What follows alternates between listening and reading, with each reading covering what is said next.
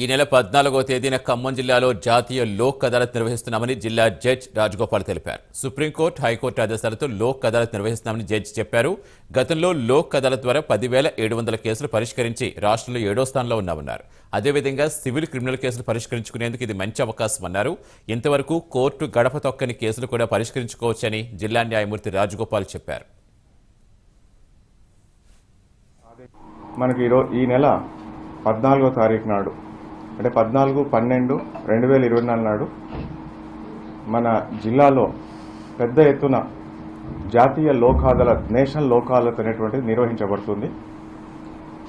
గౌరవ సుప్రీంకోర్టు ఆదేశానుసారం మరి మన రాష్ట్ర ఉన్నత న్యాయస్థానం ఆదేశానుసారం మన రాష్ట్రం అంతటా నేషనల్ లోక్ అదాలత్ నిర్వహించబడుతుంది. దానిలో భాగంగానే మన ఖమ్మం జిల్లాలో కూడా నేషనల్ లోక్ అదాలత్ నిర్వహించబడుతుంది.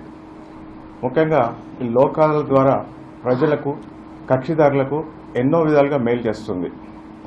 గత నేషనల్ లోక్ అదాలత్లో మన ఖమ్మం జిల్లాలో అత్యధిక స్థాయిలో 10,712 కేసులు సెటిల్మెంట్ జరిగింది లోక్ అదాలత్ ద్వారా.